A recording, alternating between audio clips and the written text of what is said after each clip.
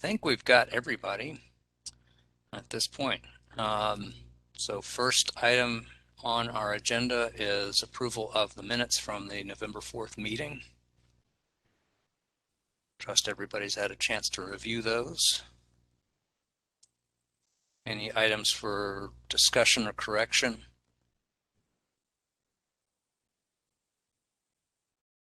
We approve minutes.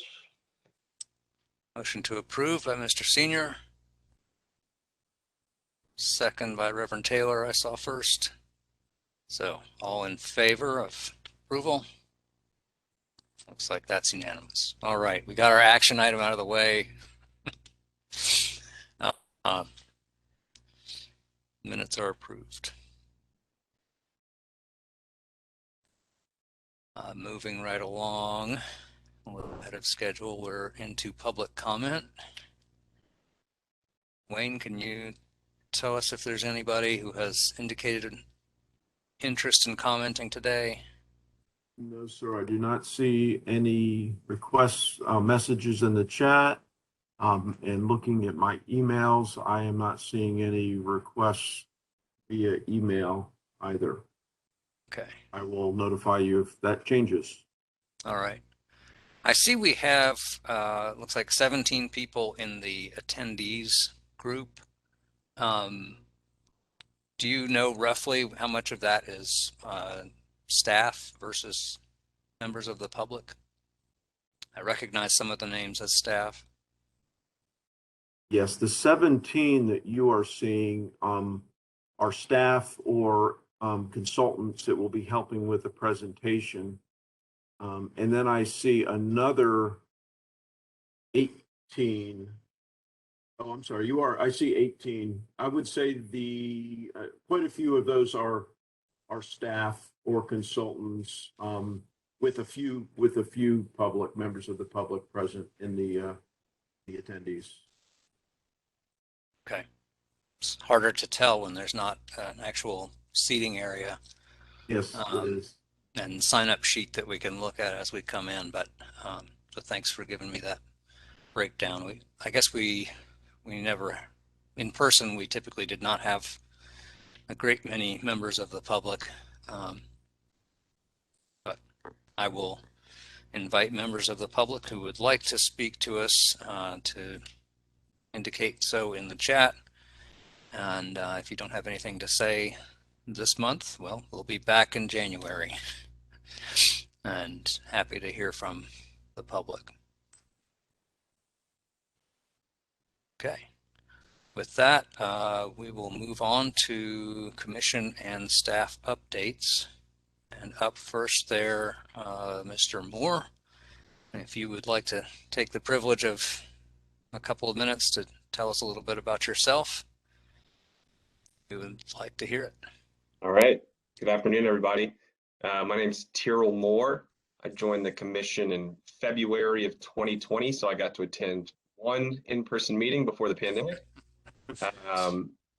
During my day job, I'm an attorney at the Southern Environmental Law Center. I split my practice between water quality regulation, so a lot of NPDES permitting, and utilities regulation at the Utilities Commission. I joined the commission after sort of recognizing that a lot of the changes that need to happen in our society happen at the local level. So a lot of these issues that we've been talking about, the local level is the best place to sort of make these types of changes. So it's been a great privilege to be on the commission and learn all of the great work that everyone is doing.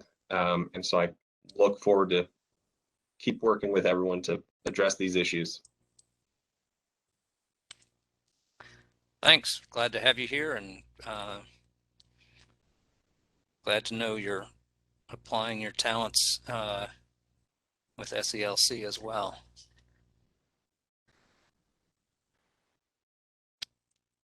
Let's see. Have any other commissioner comments? Anybody needs to weigh in at this time, since we have a little bit of extra time right now? If not, we can move on to Planning Commission SMAC liaison comments. If there's anything that you need to bring to our attention, Mr. Stansel. Mr. Chair, I don't have any comment at this time. Okay. Right. Wayne, if you'd like to take it away with staff updates and other topics. Be glad to, Mr. Chair. Thank you. A couple of commission updates just for your awareness. Mr. Page's term has expired, but he has decided not to renew. But as you can see, he is still attending until he's officially replaced. So Mr. Page, we're glad to have you as long as you would care to continue serving until you're officially replaced by council. And we'll keep everybody updated on that. And then a little foreshadowing, Mr. Carper's term will be up after the January meeting, and he has served his full 6 years, and so will not be eligible for renewal, unfortunately. So Mr. Carper will have to be leaving the commission, and we certainly very much appreciate his long service on the commission, and appreciate all the guidance and input that he's providing. Been a pleasure. I've enjoyed every meeting I was able to attend, and I've seen great progress over the few years I've been here. And I would encourage you and the team to just keep up the good work, what you've been doing, and great things will keep continuing to happen. Thank you very much. Much appreciated. I do have some stormwater staff updates to provide. First, I'd like to announce a promotion. Lauren Roper Poole has been promoted to the Senior Engineering Specialist for the Plan Review Group. This was a new position that was created in fiscal year 22 to help serve as a liaison between development services and stormwater. And Lauren previously worked in the stormwater group as an engineering specialist on our active construction inspection section, where she has been for the last 3 years. She brings good knowledge of stormwater development process from the field perspective, and also has a good working knowledge of EnerGov, which is the software package that we use to track all development permits and inspections. So that will serve her well in her new role. She'll be working closely with customer service center applicants and any process issues they may be having. So congratulations to Lauren on this, on her promotion. And we have 2 new staff members who have joined us recently that we are welcoming. First, Courtney Licata is our new stormwater control measure and dams asset management program manager. Courtney brings about 15 years of experience in civil water resources utility engineering, and she's a licensed PE. She received her master's degree in civil engineering from Florida Atlantic University and her undergraduate degree in environmental engineering from the University of Florida, my alma mater. Go Gators.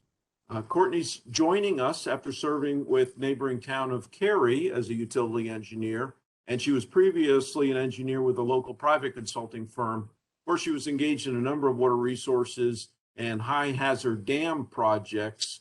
And also she helped Fairfax County, Virginia with their best management practice maintenance manual. So all that experience will serve her well in her new role. And congratulations and welcome to Courtney. And then last but certainly not least, Sherry Smith has joined our team as asset management engineer. Sherry is an environmental engineer with 20 years of experience in water resources system planning, hydraulic modeling, asset management, and infrastructure rehabilitation. She's a licensed PE and a certified project management professional. She has a bachelor's in civil engineering from West Virginia University and a master's in environmental engineering from Virginia Tech. And she joins us also from a private consulting firm where she served as a project manager and project technical lead for planning and modeling studies. And she's excited to join the city stormwater group and help implement our MS4 asset management program. So welcome and congratulations to Sherry. So some good things happening on the staff side. We're very excited about our new and promoted team members. That's great. Congratulations, Lauren. Intergov is not something I ever wished to learn or become an expert in, but I can tell you expertise in it is really valuable for this line of work. So, and Courtney and Sherry, welcome to the Raleigh Stormwater team. And if I may also just go back to Ken, thanks for sharing your insights and experience with us over the last 6 years. It's really been tremendous to have your expertise on the SMAC. Thank you, Evan. And I've learned a lot from listening to you at the meetings, and really appreciate what you've given here.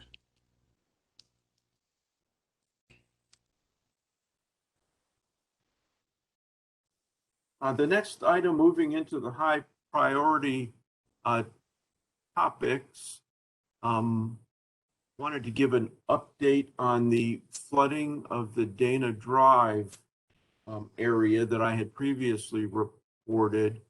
I wanted to see if Lauren Witherspoon is. Lauren. I thought she was going to join us. Looks like she's an attendee. Colin, could you perhaps promote Lauren Witherspoon to a panelist so she can speak? And while you're doing that, I'll move to the next item. The downtown south development, which we've been reporting on to the commission periodically, I wanted to give an update. They have made an initial submittal for the plan review process, and there are a few things that still need to happen as part of that process. One is one of their rezoning conditions required that they establish a stakeholders group for what is being referred to as the Walnut Creek Corridor Fund. And that is a fund whereby the Development South developers will make contributions of $150,000 for every Tier 3 site plan, which is a fairly significant site plan review, in which this review would classify. Starting with the second Tier 3 submittal, they would need to make this contribution of $150,000 up to a maximum of 2.5 million or a minimum of 750,000 on or before 2031. So this kicks off this process for the fund, and the stakeholder group discussions have started but have not been established. So that must happen before the site plan review can begin. So just an update on that. There also have been continued discussions regarding the hydraulic modeling for their downstream flood analysis, and that is also something that needs to be established before the site plan review can be reviewed and approved. So just a quick update on that. Be glad to answer any questions, and we'll continue to keep the commission updated on that plan review process. Did you say that the $150,000 contributions begin after the first submittal? It would be upon the second Tier 3 submittal. Second tier. So the first one is no contribution, and then all Tier 3 submittals afterward would have an accompanying $150,000 contribution, with a minimum of $750,000 by December of 2031. So within the next 10 years, basically, at least $750,000 would be contributed to that fund. And one of the stakeholders that is specifically named in the condition is PEJ, the Partners for Environmental Justice. And discussions with PEJ, I understand, have begun, but they have not finalized the entire stakeholder group that will participate in that corridor fund.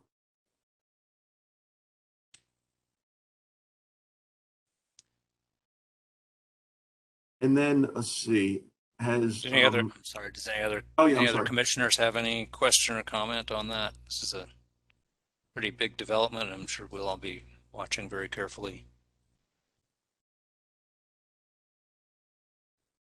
Great, thank you. And with that, I see Lauren has been promoted. Thanks for doing that, Colin and Matt. Lauren, if you would please give a quick update. I know you've been following closely the Dana Drive issue and some of the permitting and inspections of that those apartments that were flooded back on October 9th. Yes, good afternoon. I'm Lauren Witherspoon, the Stormwater Inspections Manager, and I haven't spoken to you, the Commission, in some time, so I really appreciate your time today. We conducted an inspection of the property on October 28th after the flooding event, which occurred on October 9th. And while on site, we observed work being conducted in multiple apartment units. Just for your information, any work that's conducted in those buildings requires at a minimum a flood permit to track the cost of repairs and or improvements. With that, these costs cannot equal or exceed 50% of the market value of the structure without elevating the entire building to current standards. This cost is tracked over a 5-year period, so this would include any repair costs incurred within the last 5 years, which would include the 2017 and 2018 repair costs from the 2016 flood event. So for Brook Hill Apartments, that would be a huge overhaul if they exceeded or met that 50% value.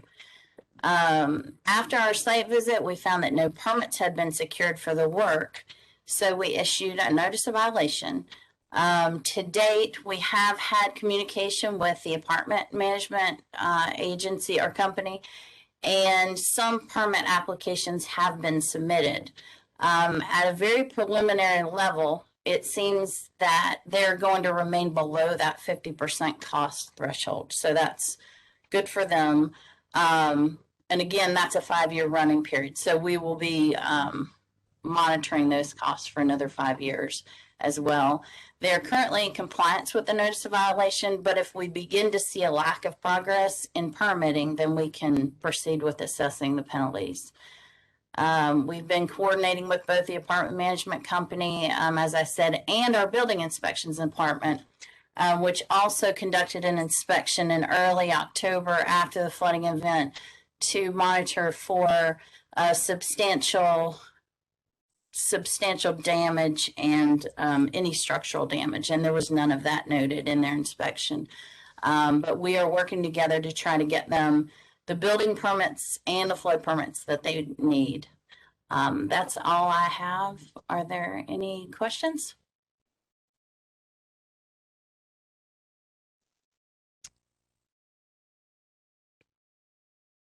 Thumbs up from Mr. Senior.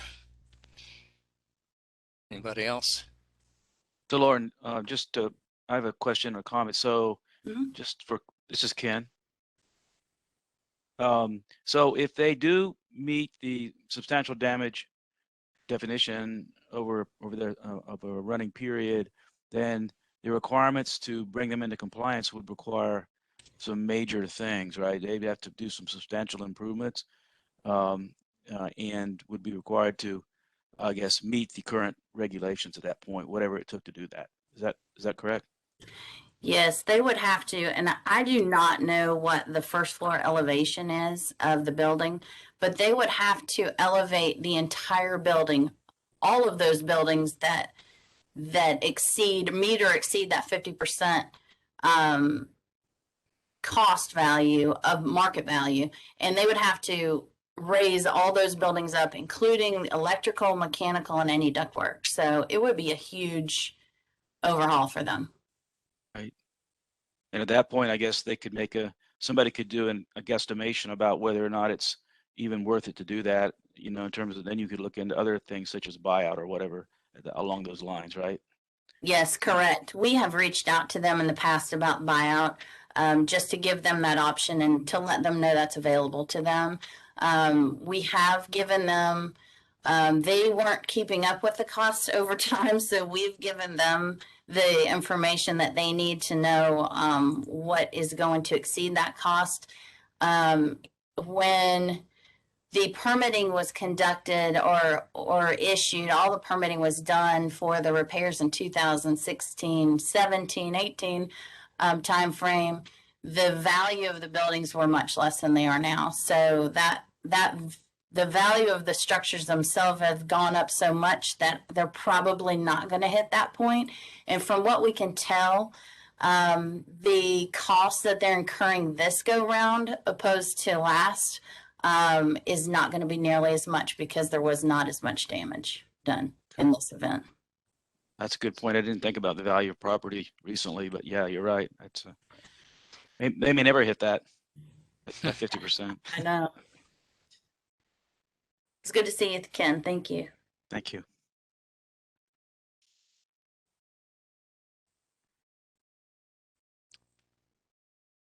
Any further questions or comments? Thank you. Thank you. Yeah, thanks for that update, Lauren. And the notices prior to construction, we have none to report, Mr. Chair. So that completes the staff report. All right. Thank you, Wayne. Any other commissioner follow-up there?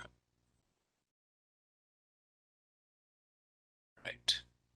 So I think we can move on to presentation of an educational display along Crabtree Creek. Great, thank you, Mr. Chair. I'll give a brief introduction and set some context for the commission. While Matt, if you could bring up the presentation, and I will be turning it over shortly to our partners from Raleigh Arts. Kelly McChesney is here with us today, and Jen Hales, both with Raleigh Arts, which is, you may know, a part of the Parks and Recreation and Cultural Resources Department of the city. And this project came from some discussions that Stormwater had with Raleigh Arts about ways that we could engage creative design to help educate the public related to floodplain management, the importance of good floodplain management, the dangers associated with urban flooding, and just raise general awareness of flooding issues. And we selected a location in the along Crabtree Creek near the Crabtree Valley area, an area that is well known to have historic flooding and flooding of streets and the surrounding floodplain area on a fairly regular basis over the years. And there's a greenway trail that is right in that vicinity that gets high traffic. So we thought that would be a very good location for this display. And we worked closely with Raleigh Arts, developed a request for proposals from creative designers / artists, and went through a selection process and selected the group called A Gang of Three, which has a couple of local creative designers and a landscape architect who's a nationally renowned architect. And so with that introduction, I'm going to turn it over to Kelly and Jen and let them go through a little bit more details of this project, which is now just been completed. And we're going to be having an opening event on December 11th, and would invite any of you or anyone listening to attend if you so wish. It's a Saturday afternoon at from 1 to 3 o'clock. So with that, Kelly, hopefully I didn't steal too much of your thunder. I'll let you go through your presentation. No, that's great. Thank you. Is everyone able to hear me okay? Yeah, I'll interrupt Yes. briefly. I'm getting a little bit of a feedback or ringing noise, so if everybody who's not speaking can just double check. That one's actually on Kelly's side. It's me here. Oh. I'm going to try and move to another room. I'm sorry. Okay. Well, that's all right. I can hear you through it. Just wanted to make sure it didn't escalate. All right. Well, thank you, everyone. Sorry about the feedback. I'm playing an office dance in my house right now about which room is available for me to use. So thank you so much for having us here today. We're really excited to talk about this project. I first want to just thank the Stormwater staff for allowing us to collaborate on this project. This is a first project we've been able to do that has, an educational installation with stormwater. So we're really excited to introduce this project to you. Next slide. I should have mentioned, so that they have titled the installation Alluvial Decoder, and this refers to alluvium, which is the sediment left in areas around a water source after a flood. Sorry about that. Next slide. A gang of 3 was selected for this project out of several people who applied. They say that they are a research-based public art and design group for the socially aware, ecologically conscious, and intellectually curious. 2 of the designers on this team are local from Raleigh and very familiar with this area, Lincoln Hancock and William Dodge. And Will Belcher is also part of the team, and he is a nationally recognized landscape architect who assists them with their projects. Next slide. This is just another image from some of the work that they've done in the past. I'd like to show this because this was a giant parking lot, and they were brought in to rework the parking lot and make it more ecologically friendly. So they worked to reinstate a meadow and then provide some walking paths through the meadow as well. So their work does focus attention on the natural environment, immerses viewers holistically within their surroundings, and they want the audience to become participants rather than just spectators. Next slide. This is another project that the team did locally. This was at the North Carolina Museum of Art, and they grew a corn maze for people to be able to enjoy as a part of the park. This was very successful and just another example of how they use the natural environment to engage people. Next slide. So for this project, they did a lot of research about the area. I know that they personally have photographs of the flooding from this area as well, off of Blue Ridge, at the intersection of Glenwood Avenue. You can see some of the images of the flooding streets here from Alberto. Next slide. And then this is closer to the area of where the installation is, Crabtree Creek, looking at the Glenwood Avenue Bridge. Next slide. And then, this is again from the McDonald's parking lot, looking towards Blue Ridge Road. Next slide. So the project it marks historic floods at the site, which is the Crabtree Creek Avenue and Blue Ridge Road, with a series of totems that represent floodwater heights. You can see here a representation of these totems. They're all marked differently, so that under the bridge, they have painted this mural as well as a key that reveal the names and the dates of the storms. And I will say that personally, on a personal level, 2 of the artists were good friends with a man who, after I believe it was Floyd, after Floyd jumped into the water and drowned. So it had a very personal history to them, meaning to them. The artist was interviewed by the News and Observer about that. And that artist considers this not only educational to people, but also somewhat of a memorial for his friend who died at that storm. Next slide. And these are some renderings, but they're pretty true to form. If you haven't been by, we would love for you to go out there, either there at the opening this Saturday, as Wayne mentioned, or any other time along the Greenway, because you can really sense the feel of how tall or how high up the flooding went when you're riding through. Next slide.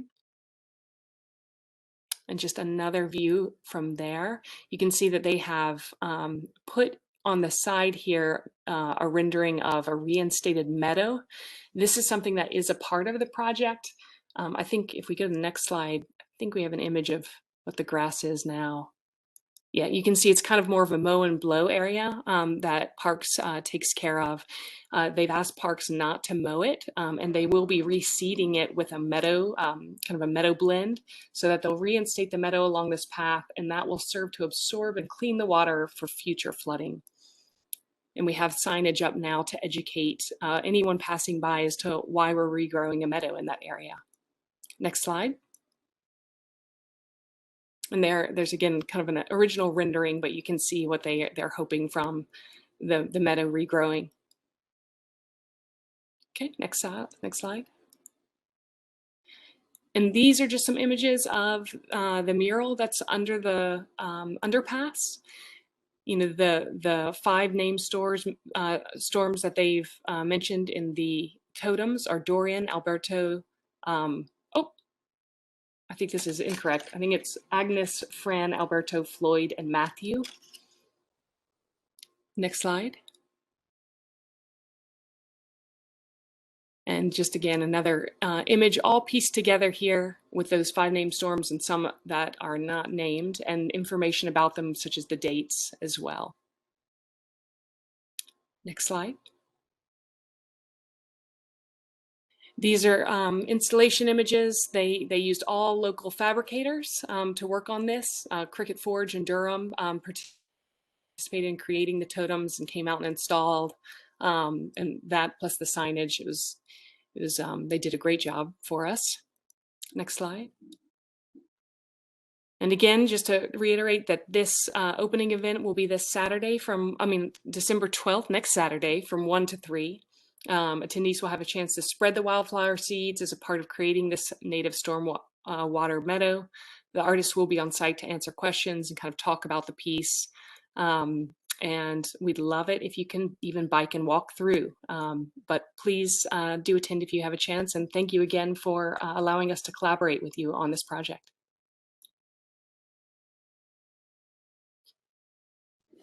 Thank you. And just to clarify and repeat, that's Saturday, December 11th from 1 to 3? Correct. Thank you. Jen, did I miss anything? No, you did great. All right, thank you. Yeah, thank you very much, Kelly and Jen, for joining us and giving that overview. We're very excited about this project. It's open now. So if you're in the area, feel free to stop by. You can even see some of the totems from the adjoining roads, Blue Ridge Road, and that little cut through, I think it's called Crabtree View Place, that goes down to the gas station there on Glenwood Avenue. You can see the totem sticking up. And so we're hoping that it will attract some interest as people drive by from this very busy area. And hopefully people will take the opportunity to go down, learn a little bit about floodplain management, some of the historic flooding that's occurred here, and be curious about the project and what we're doing in the stormwater division. So we're very excited about this, very much appreciate the partnership with Raleigh Arts, and think the creative design team has done an excellent job conveying our goals of engaging the public and educating as well. So be glad to take any questions you all have, and please, as I said before, join us December 11th at 1 p.m. if you're able to do that. I just wanted to say I was out during the installation while they were still putting out pieces, some of the totems, and I heard a group of cyclists biking past talking about, oh, these are the different flood heights. Like, they were already paying attention, and it was like brand new. People were already having those conversations. That's great. Well, I'll also note that, we've traditionally this time of year, we would have some kind of a social gathering after our SMAC meeting. And so December 11th seems like a great opportunity for some of us to see each other in person. So I will make it a priority myself to get out there. I've got a comment on that for Jen, I think. So I saw your slide where it showed all the storms, historical storms over the years, and I didn't see on the slide where it had the dates or at least the year associated with that storm. And I think it would be, but then I saw one of your other slides under the bridge where it did show the date. So I think I've lived in that area for a long time, and I've frequented that trail area a lot. And so I think it would be good if we could see somewhere, maybe you've already got this plan or I've done it and I just don't know about it yet, but if you could associate the heights of water with a certain storm/year event that the public could easily find and say, oh yeah, I remember that one, kind of thing. And I think it'd be good. Just a comment. Yeah, there's going to be a key. We didn't show a picture of it because it's still working on being completed before that December 11th event, but there's going to be a key like on the side under the bridge that will have dates, and it will like associate the different colors of the totems with different particular storms. And then those named storms are also under the bridge as part of the what's written out. And so it all kind of folds together. And once you see the key, it should explain that. Perfect. That's great. Thank you. I had a similar question. I was wondering if people would know like which storm was associated with which pole. I'm wondering if instead of doing the key, could something be on the sidewalk so the information about each pole is right there so people don't need to go back and forth from the pole to the key? I think, well, one of the things the artists were hoping to have as part of this was like an element of discovery. So when you first enter the site, like you're like, what are these? What are these poles? And you're thinking about it. And then as you get to the key, you have suddenly an understanding of what else happening. And then you go back through and you're really examining them to figure out like, oh, that's what this was. So it's like kind of a magical experience at first that then also has this educational aspect. That makes sense too. I guess I'm always thinking about how do we educate people, whether they're pedestrians or moving through fairly quickly on a bicycle. Like even if someone doesn't stop, they can still get some of the education. But what you said makes perfect sense too. And we do have signs at either end that talk about the floodplain. So it kind of captures you. There's some bookending as well that talks about it a little bit too. Thank you.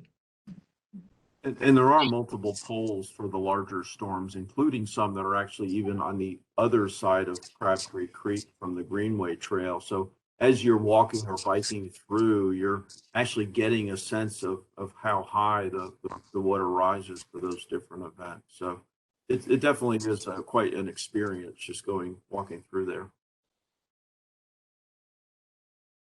It occurs to me that there's a series of totems already installed and ready for painting all along Raleigh Greenways in the form of the sewer vent stacks. That's right. And as I understand it, the inverts for those vents are established based on projected flood heights. I forget what the marker is.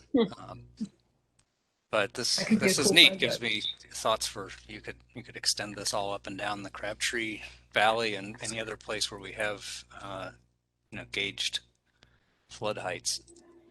It's a great idea. With more money for more paint and artist time and so on. Yeah, no, it's a good thought, Evan. And we have had some discussions with Raleigh Water. And generally, my understanding is those vent heights are 2 feet above the 100-year flood elevation is what they shoot for, so that during a 100-year flood they won't be inundated into the sanitary sewers, which would be bad. But I know they have been looking at and started doing some painting of manhole covers and manholes as well. So yeah, I think that's a great idea, and we can continue having that conversation with Raleigh Water. It would definitely, it's a pre-made fixture, just needs some touching up. Thank you for your presentation. I just have one question. I'm wondering in the art world if totem has a different meaning. Obviously, I know just from my cursory review that totem is an indigenous word. And so I'm wondering in the art world, is it then removed from that indigenous connection? First part. The second part is, if not, did the artists or designers take into consideration some acknowledgement of at least the First Nations people to then make that cultural connection? That's a really good, very good question. Thank you for that. I'm sorry, Jen, am I speaking over you? Yeah, that's great. I was just going to say that's a really good point and something we should probably think through carefully. Thank you. I believe they So- used that word as separately from, they were not trying to imply indigenous roots, but we should have thought about that more. So thank you for that. Okay, yeah, I'm glad for that clarification. If that's the case, and I certainly would encourage that. We don't need any more cultural appropriation. And that word, I mean, it's an habitual word. So it's not like it's even has English roots. So it communicates something to a specific group of people. And we certainly don't need any more whitewashing. Thank you for that. Yeah, thank you for that. That's a great point.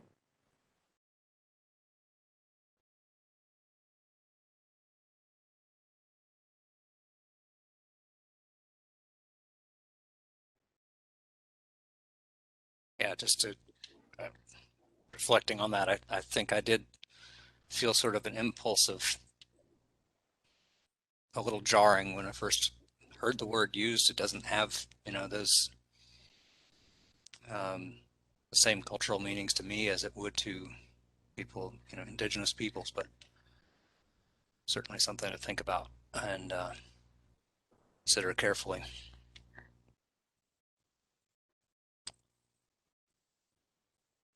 And Mr. Chair, we've had a question in the chat, which I'll answer because there may be others thinking or wanting clarification. What was the location of the Meadow seeding project? And so the Meadow seeding is directly adjacent to this floodplain education installation. And the location is on the Greenway Trail next to Crabtree Creek, near the vicinity of Blue Ridge Road, where it intersects with Crabtree Boulevard. So there's a McDonald's right there on the corner, if people are familiar with that area. And it's near the Crabtree Valley Mall vicinity on the east side of the Crabtree Valley Mall. And the meadows are adjacent to the Greenway Trail that where the wetland native plant seeding is proposed.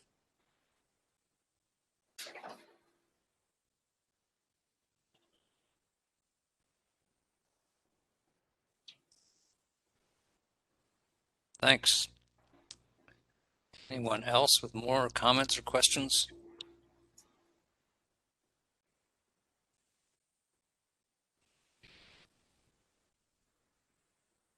Thanks to the Raleigh Arts team and Stormwater staff for that presentation. I think if we don't have other comments or questions, we can move on to advancing GSI in Raleigh.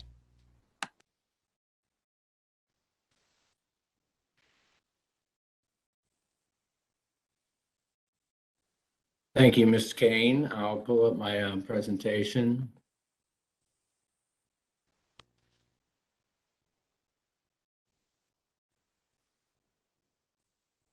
Are you seeing it?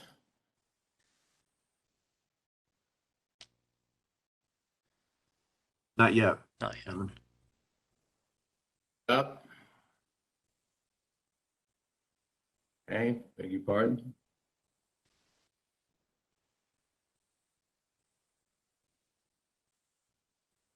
Is it now up? Yes. Thank you.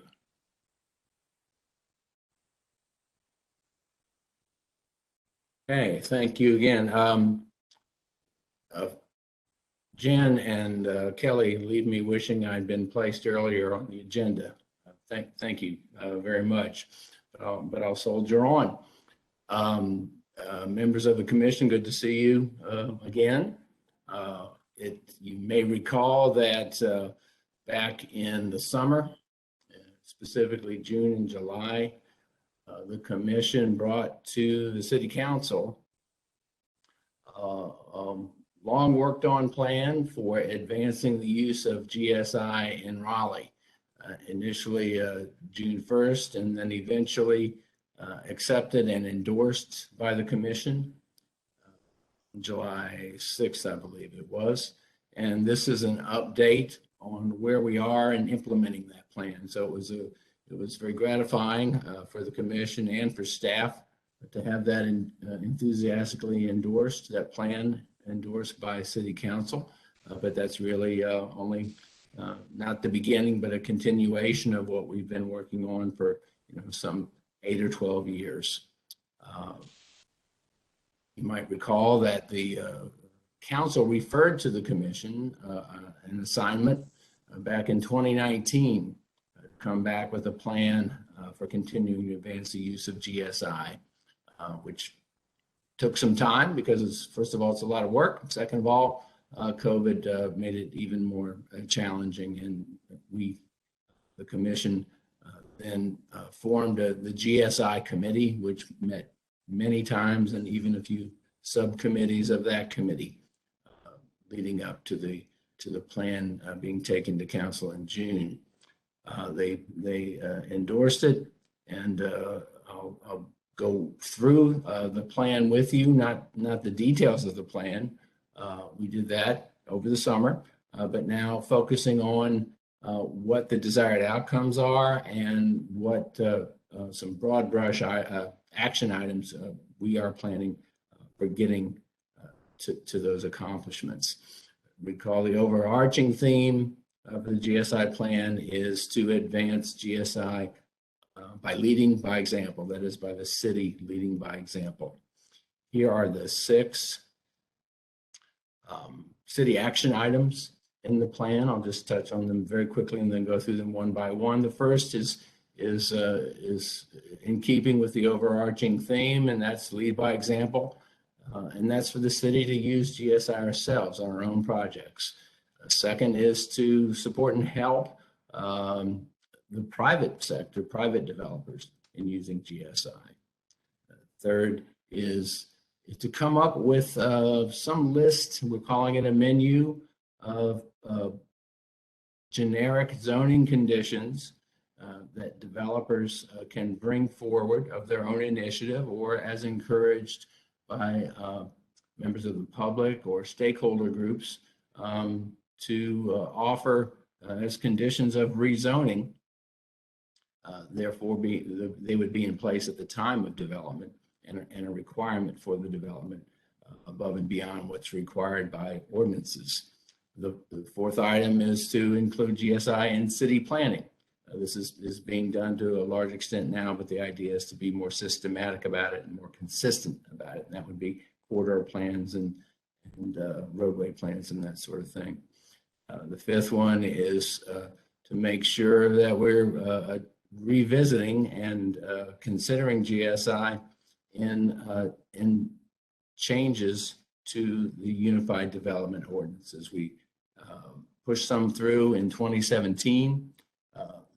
We have not received as much use as we would like, so we're going to revisit those and perhaps come back with some more text changes. And the sixth one is to make sure we are maintaining the GSI we have on the ground, city-owned GSI, that's such that it's functional and attractive. There'll be a lot of folks involved in implementing this plan. Here's just a quick list. I'll just describe what differentiates each of these. City executive management, I think of generally as department level and up, including the city manager's office. We need their support. We need their cooperation across the board for these actions to take effect. And beneath them, city division managers and project managers, generally speaking, where the work gets done.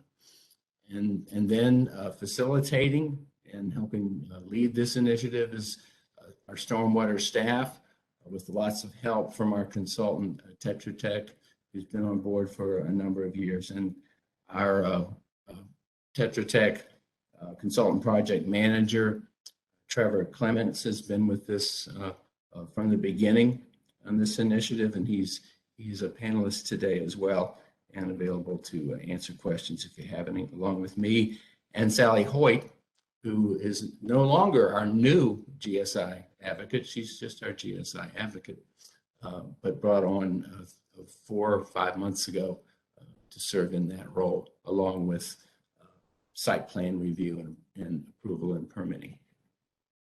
And then in addition to that, our city planning and development staff, very important for text changes to the UDO, for plan reviews and approvals, and also for rezoning cases.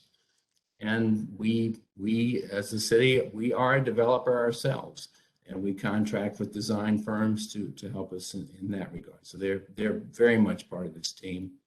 And then private developers, their designers, the commission, you folks, direct line to city council by way formally by way of your annual reporting, but informally by your relationships and whatever presentations might come up with city council or inquiries from city council.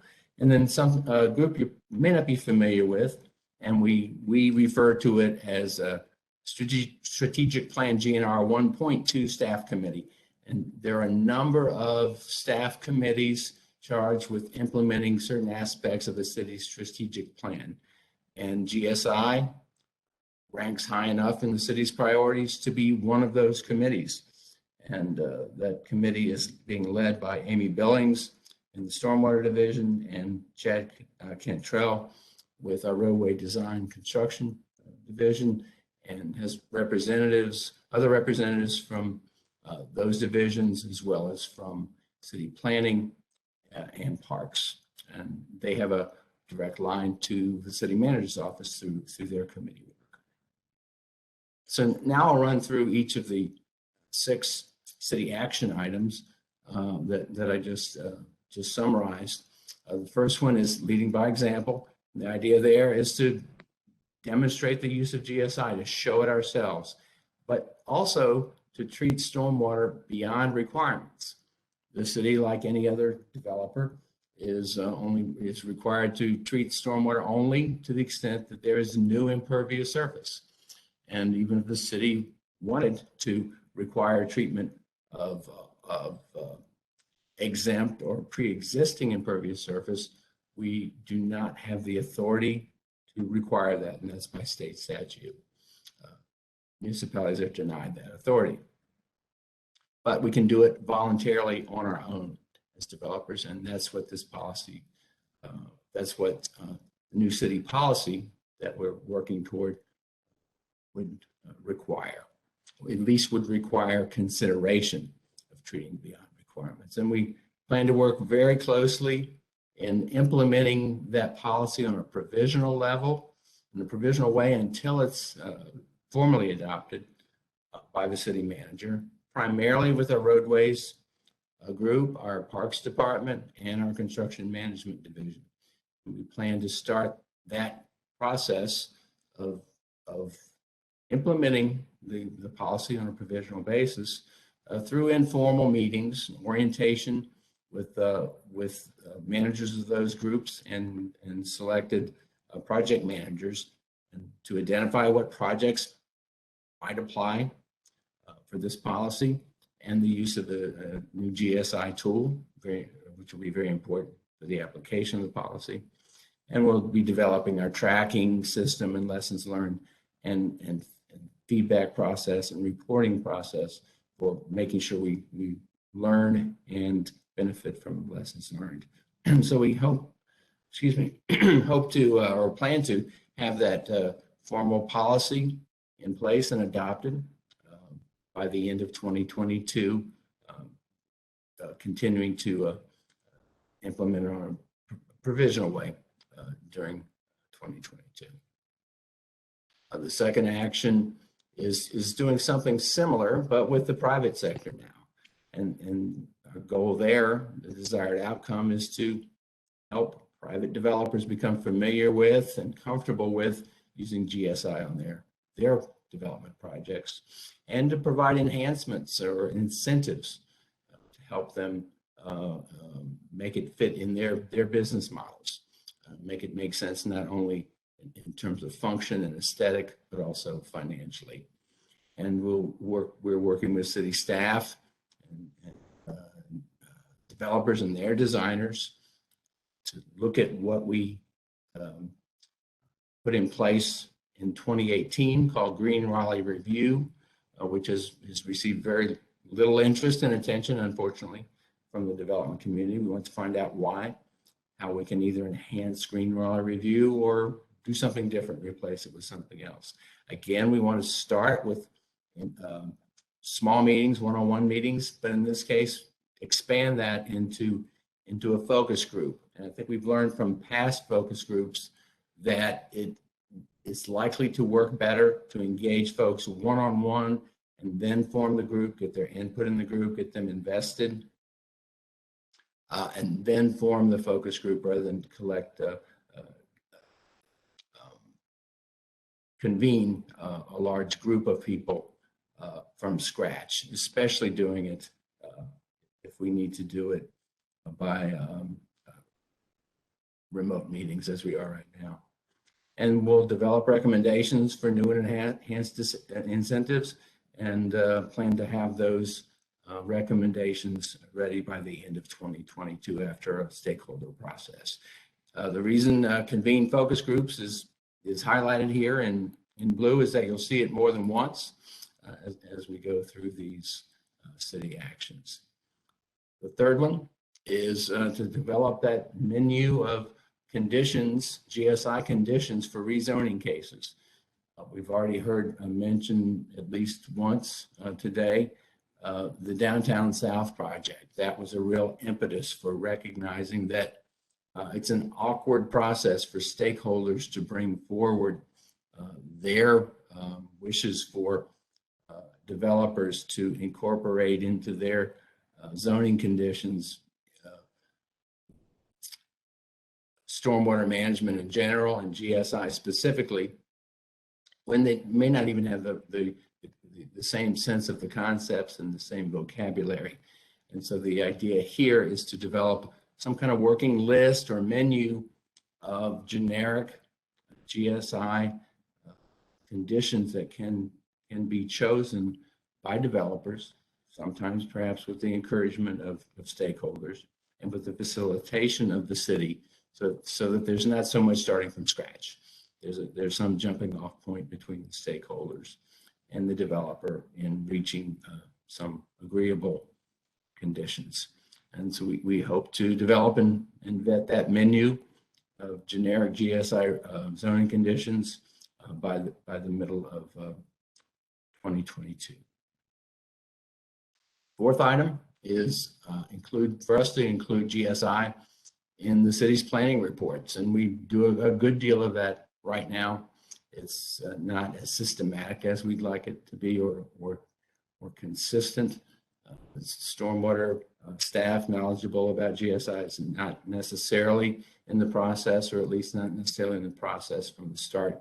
So our idea here is to work with city staff and managers to become more systematic in GSI and stormwater staff being at the table when these plans are being developed.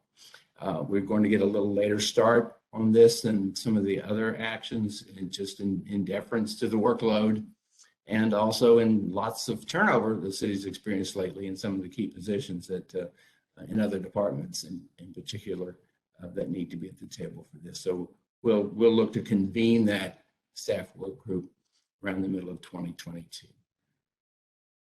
The fifth item is to take a hard look at the Unified Development Ordinances and the text changes that we already developed, but also look at possibly new and improved text changes for making GSI more doable and more attractive, primarily to the private sector.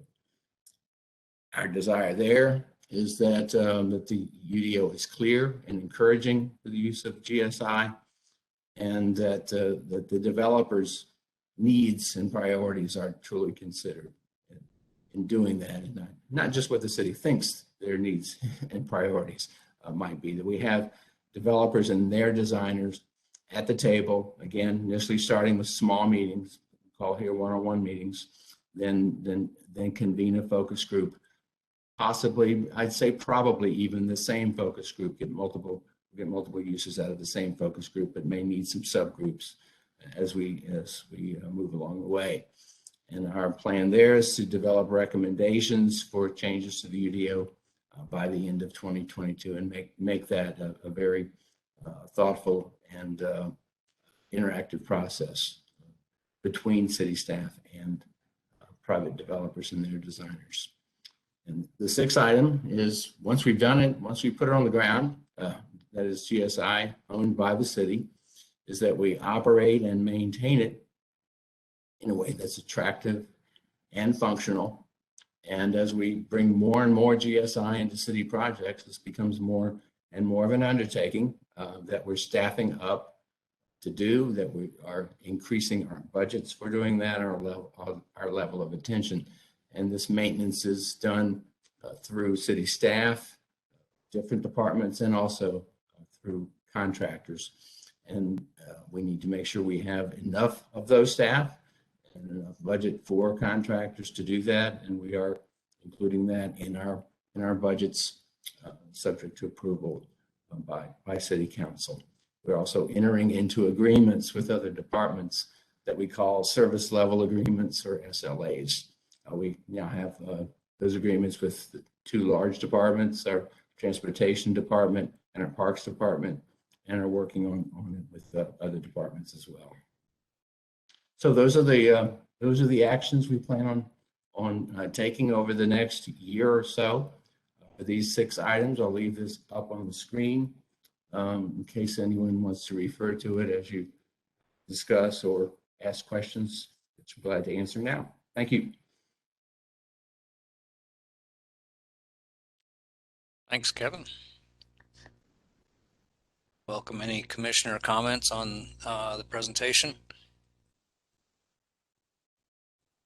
I've got a comment.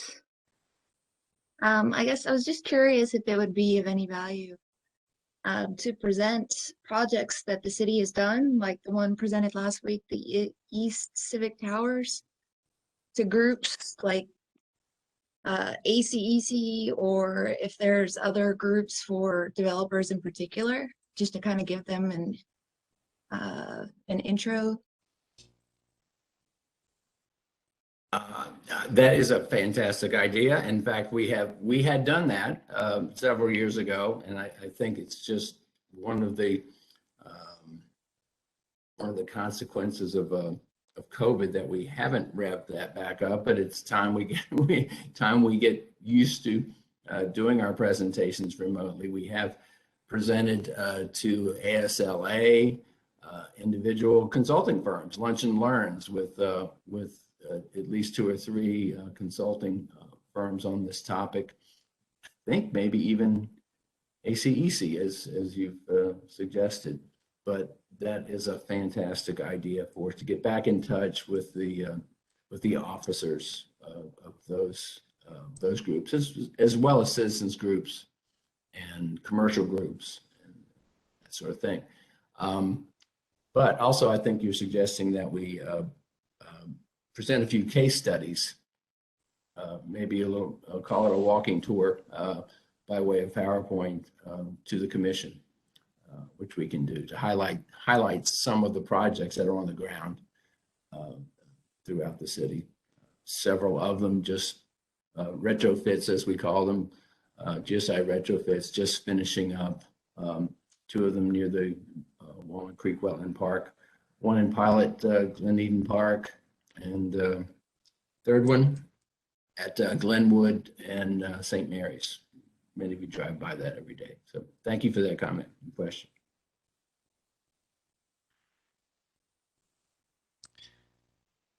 I think that's an excellent suggestion as well. And in particular, I think development community would probably benefit from seeing some of the cost comparisons that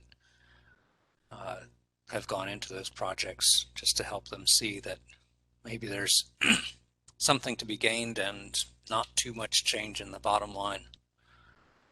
I appreciate that comment as well. Reminds me to mention that in developing the GSI cost tool, we had a committee of volunteers, most of them from the private sector were designers, bringing their own, on their own time to help us both kind of scope and frame the cost tool, and then to test it out as we were developing it. We haven't reconvened that committee, partly because we finished up what we had originally intended to do with them, was to get their input. But now that we're about to launch it, it might be a good time to bring them back and show them what we are launching next few months, and they can then be ambassadors with their clients and within their practice areas about GSI and the availability of those tools.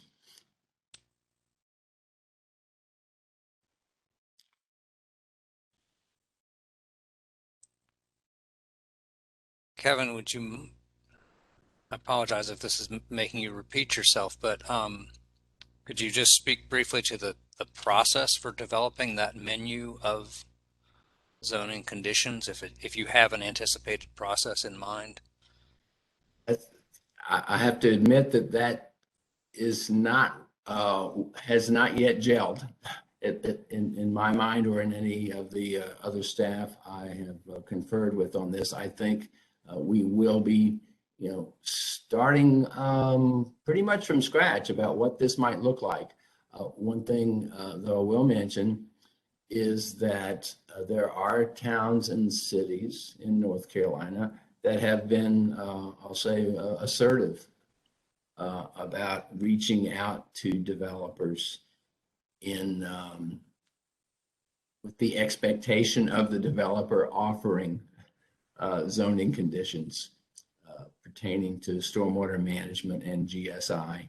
And we certainly intend to get with those several that we know of already to find out their lessons learned and how they work that through their planning departments and their legal departments, given the delicate place the city is in when it comes to rezoning decisions.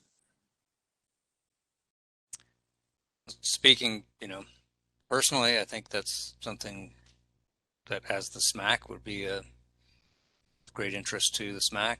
If other commissioners agree, disagree, I invite anybody to speak up. But as you've mentioned, I think that would be it already is kind of a difficult area to navigate. I forget how you characterized it initially, but I think it would be something of keen interest to the SMAC to participate or, offer feedback on the process that will be used to develop that menu.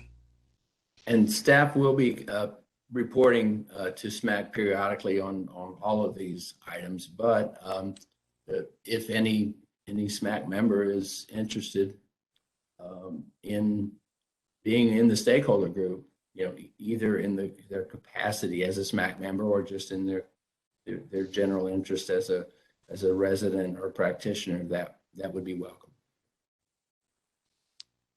Well, I'll go ahead and name myself as interested in that when you get to that point. We'll take you up on it. Yeah, thank you. And Mr. Chair, if I could quickly comment on that, we'll be glad to take a first cut at what those conditions might look like. The tricky part is they need to be written as if they're to be enforceable, if you will, because once they're adopted as a zoning condition, it essentially becomes a regulatory requirement. So the way they are written must be written as though it's a regulatory requirement. It can't just say we'll use GSI, right? Yeah. There needs to be some standards applied. So that's why we want to have these examples available for selection should the developers choose to offer those, so that they're already written in a form that would be acceptable to staff and enforceable as such. But yeah, we would certainly welcome the commission's input on that, and we'll definitely bring bringing back some examples and include you all in that process. Understood. Thank you.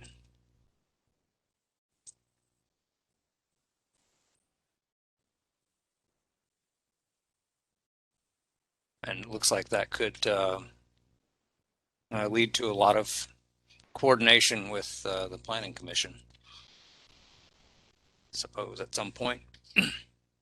At least with planning staff, and certainly if text changes are which we expect text changes to the UDO are to be moved ahead, there would be lots of involvement by the Planning Commission and their text change committee.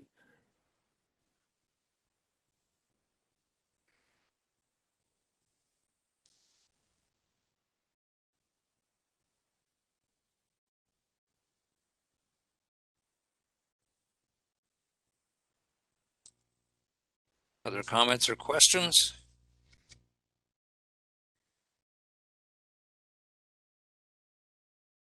Okay. Well, thank you, Kevin, for that update.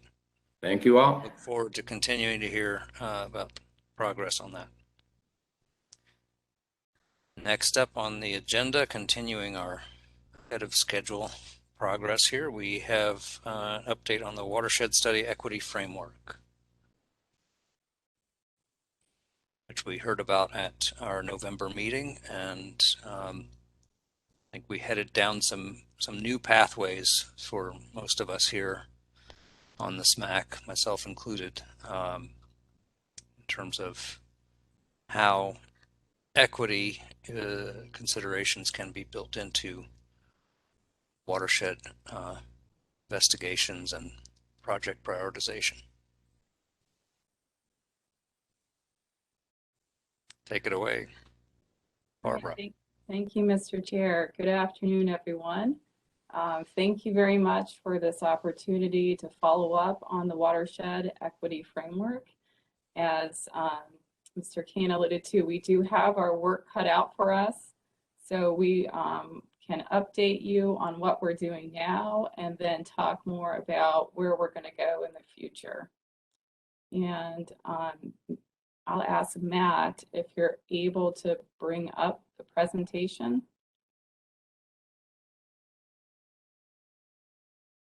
Thank you. Yep. Can you see it? Yes. Thank you very much.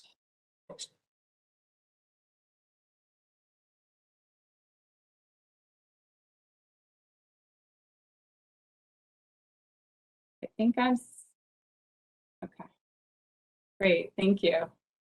So we do have a short presentation that Kristen Freeman and I will be reviewing. Please feel free to ask questions along the way. We'll do our best to answer. We also have Stephanie Hanses with Brown and Caldwell, who helped develop the equity framework for us, available as well to answer questions. Next slide, please.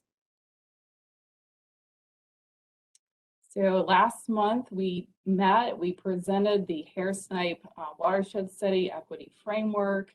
And as part of that meeting, we also had some polling so we could better understand SMAC's priorities in the framework.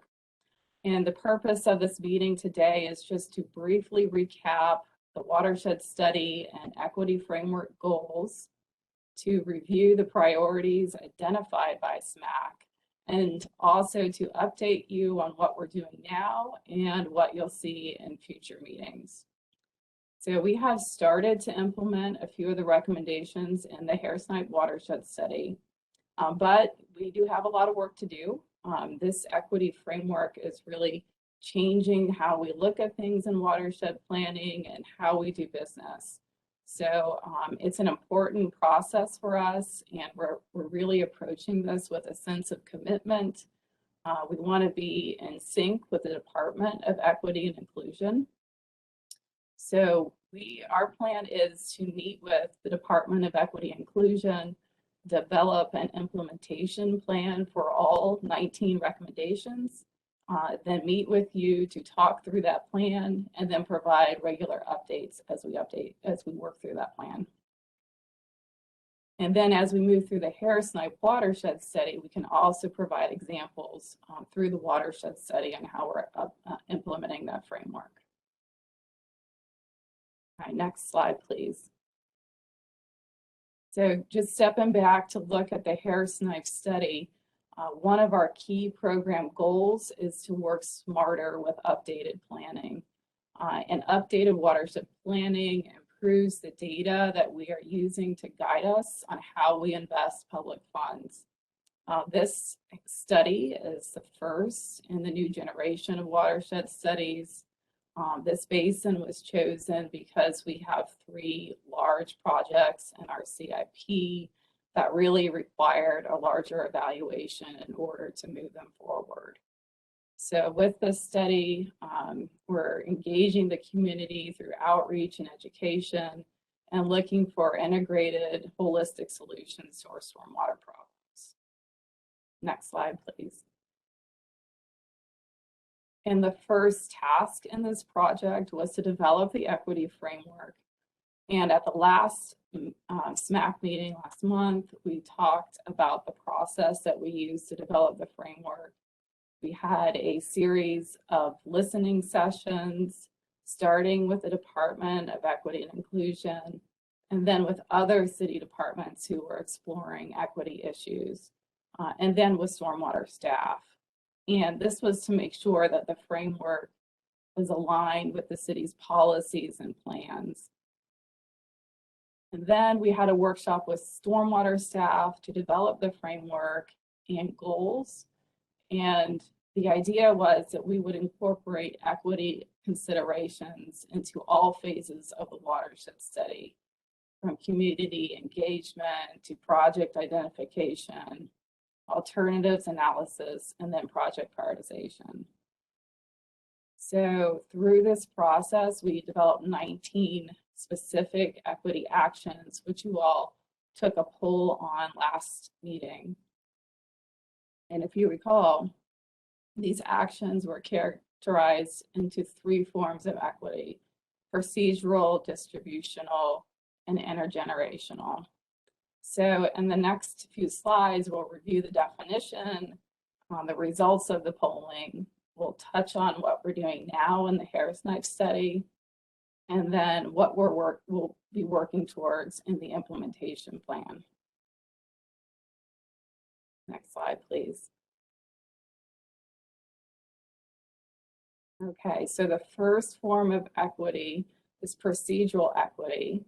And this intends for engagement and processes to be fair and inclusive in the development and implementation of any policy, program, or project.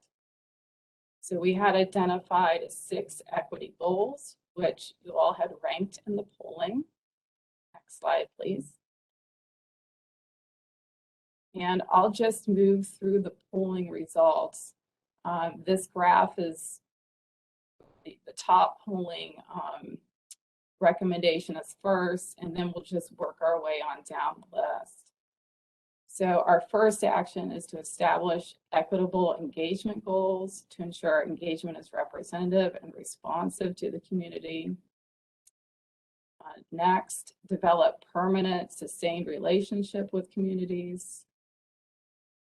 And next, allocate new resources for engagement needs and share responsibility with the project team from planning through implementation. Next is identify and commit to appropriate goals for community and stakeholder engagement. And then utilize Stormwater Division public education and outreach to evaluate opportunities for communities to make meaningful recommendations to the department's budget process.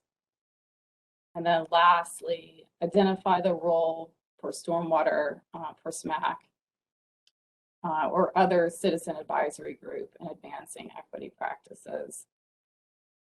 And you can see that some of the recommendations are beyond what we would do for just a watershed study.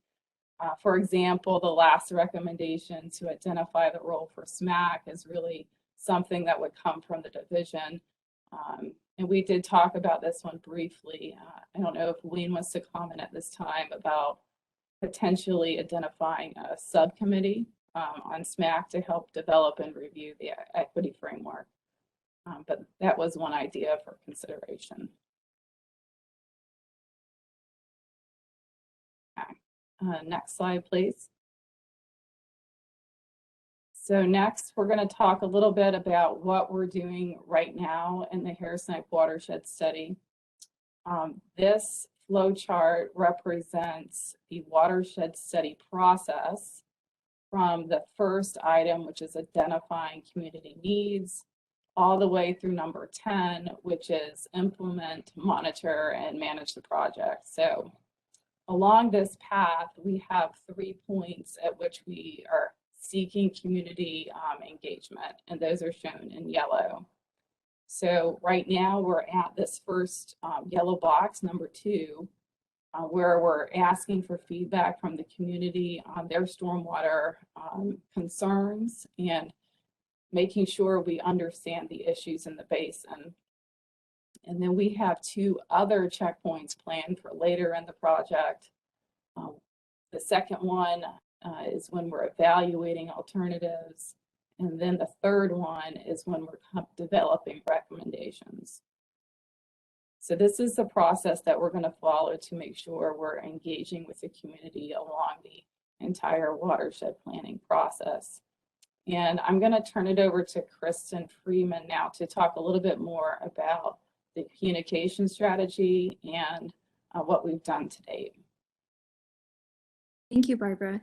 You can go to the next slide, Matt. So this slide will show you the different communication strategy that we've had so far with this study. The goal was to use a variety of channels and tactics to reach folks who live in this watershed. I've broken it down into 3 main areas: print, digital, and community engagement. Print encompasses anything from postcard mailers to residents, door hangers directly provided to the consultant to share more immediate information, fact sheets that can be used at public meetings and also in the field to share information about the project. The option to have print surveys in addition to the digital survey that we used throughout this process. And then we also used temporary lawn signs at Lake Lynn to encourage people to participate in the survey while it was open.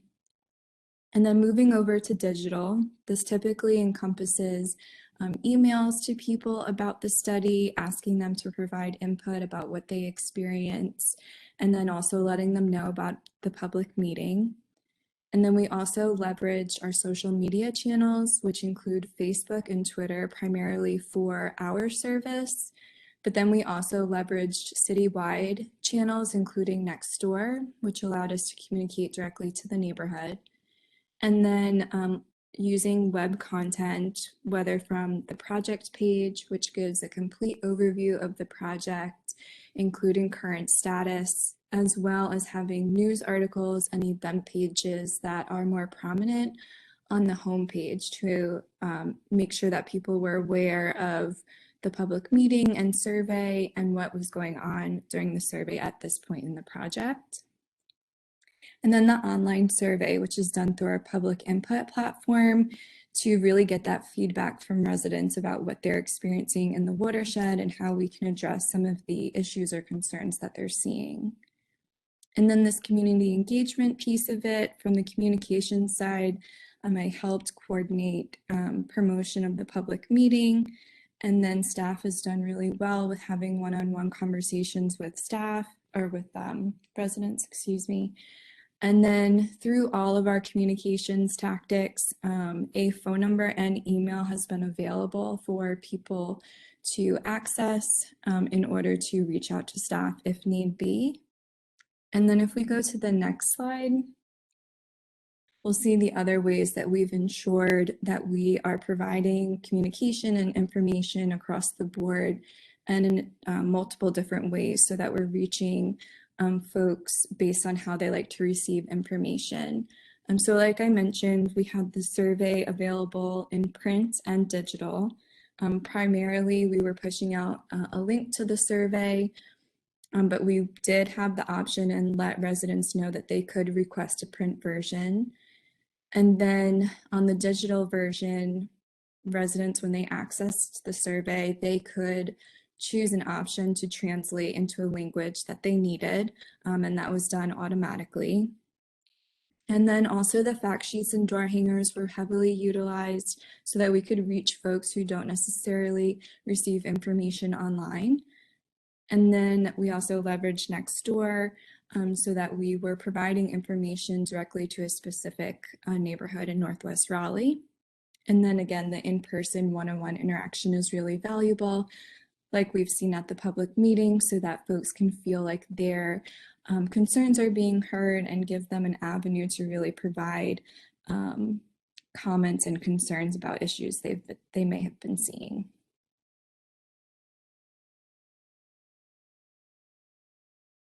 Thank you, Kristen. And so this is a summary of what we're doing now with Hair Snipe. We're always looking to improve our processes. We're happy we've gotten so much participation to date. And as we further implement the recommendations in the equity framework, we'll be able to update you on that. Next slide, please.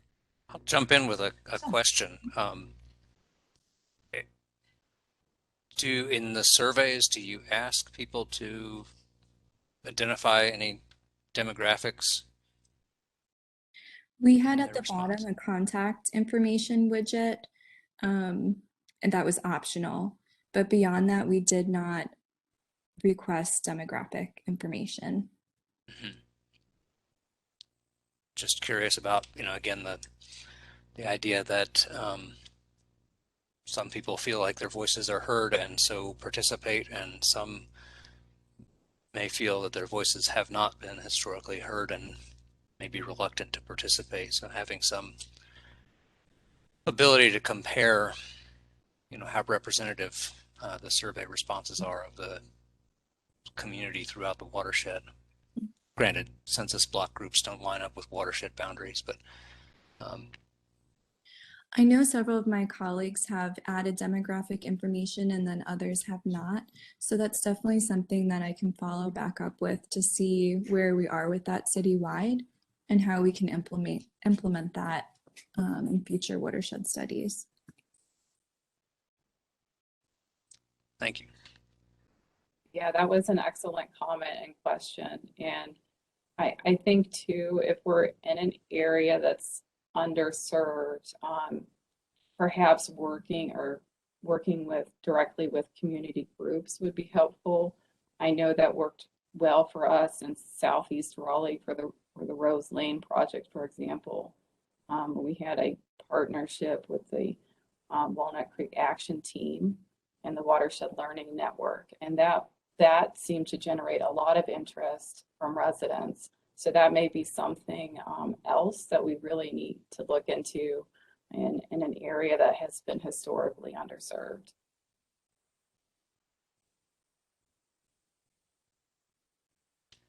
Thank you for the question. Next slide, please. Okay, distributional equity. So we're moving on to the next equity group. This occurs when the resources, benefits, and burdens associated with a policy, program, or project are distributed fairly and that people with the greatest needs receive the highest priority. So this often requires a higher level in investment in communities that were previously underserved. And at the last meeting, Reverend Taylor brought up a really good question, is how to, when looking at serving historically underserved areas, how do you consider gentrification, or how does that come into play? So we do appreciate that comment. We've taken note of that, and we'll be looking at that as we further explore this issue. Okay, next slide, please.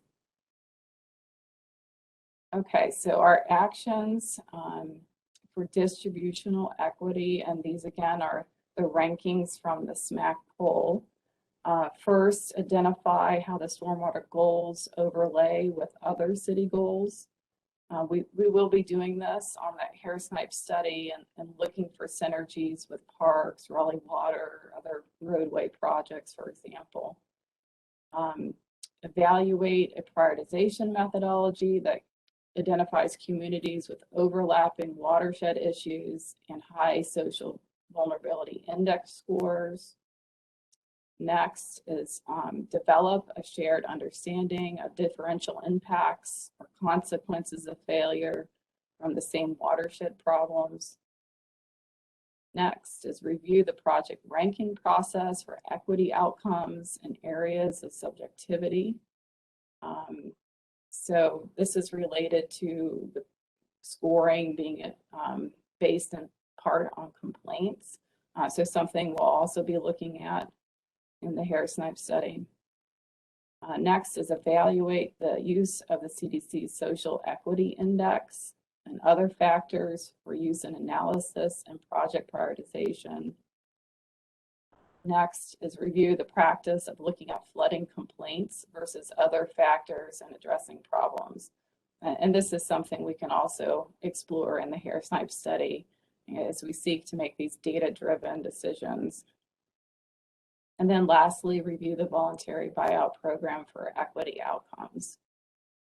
So as we progress further in the watershed study and work through the equity implementation plan, we'll be able to show you some examples and get your feedback on how we're implementing these recommendations. But I did want to make sure to mention a citywide strategic initiative underway that we'll be coordinating closely with. Next slide, please. This is the Growth and Natural Resource Initiative 3.1, and it is an interdepartmental team tasked with developing an environmental justice mapping tool. So this team includes representatives from Stormwater, Department of Equity and Inclusion, Raleigh Water, Transportation, many other departments. And this tool will be utilized to enhance the city's understanding of environmental inequities in our community and identify potential options for mitigation. So they expect this mapping tool to include things like flood risk, urban heat islands, air quality, demographic factors. So this will be an important initiative that we'll want to coordinate with closely as we work through our equity implementation plan. And we have several stormwater staff contributing to this initiative. Okay, next slide, please. Okay, next, intergenerational equity. And this aims to correct long-lasting disadvantages and seeks to prevent future negative consequences through accountability and decision-making structures that lead to and sustain positive outcomes. So we had 6 actions for intergenerational equity. Next slide, please. Okay, so again, this is the SMAC polling ranking, and we'll move through the list. First is explore the use and prioritization of projects based on multi-benefit potential. And this is a key goal of our watershed study, is to create integrated solutions with multiple benefits. So we can provide some examples as we move through the study. Second is to create a baseline understanding of past investments. Then establish departmental methods for using social demographic factors. Next, review the drainage assistance program for equity considerations. And track the division's investments in addressing equity goals. And lastly, assess the City of Raleigh's aspirational goal on contracting with MWBE firms. So a lot of work to do. We're excited about it. Next slide, please. And I guess I'll just to say to wrap up, we do plan to meet with the Stormwater group and the Department of Equity and Inclusion in the spring to develop that implementation plan for all these actions and taking into account SMAC's priorities. And then following that, we'll be setting up a meeting with you all to review that plan and providing some examples as we move through the hair snipe study. All right, I think that's it. Next slide, please. Thank you, Matt. So any questions or feedback at this time?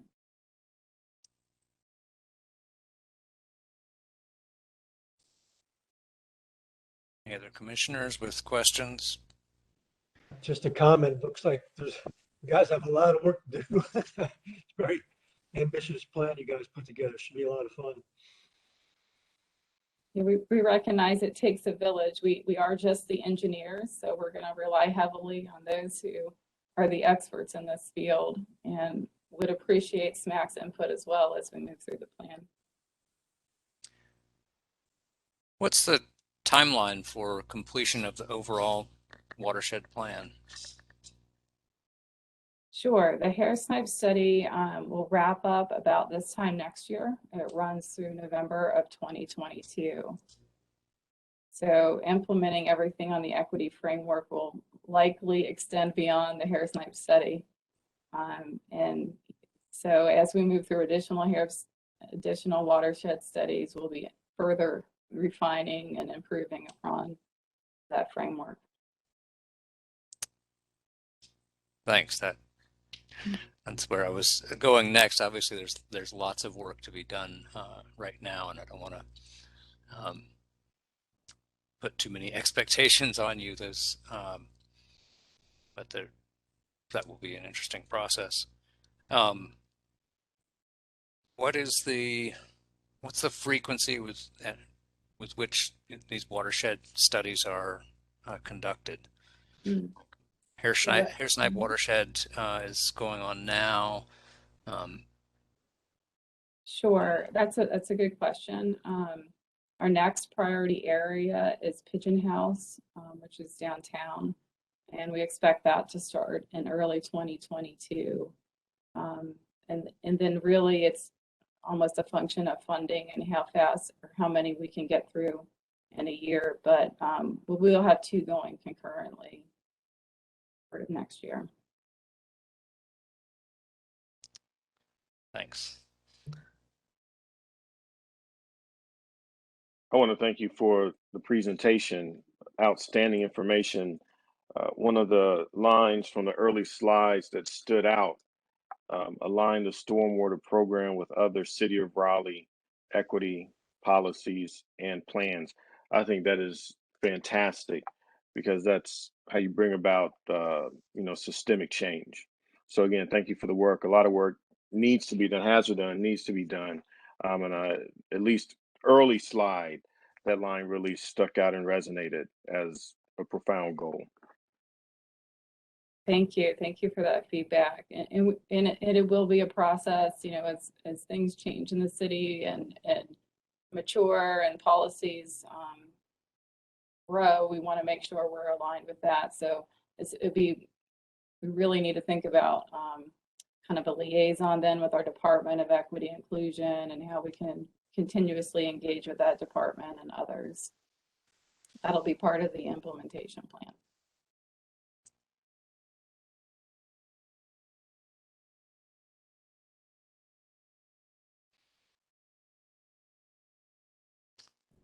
Well, thank you very much for your time. Appreciate it.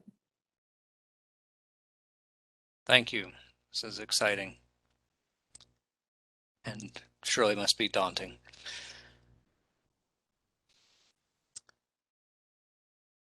That is the end of our agenda for today. I don't suppose, Wayne, we've had any other indication of public comment? No, sir. No other comments in the chat that I see. Okay. Any other commissioners that want to share anything, reflect on anything? We have a moment for that.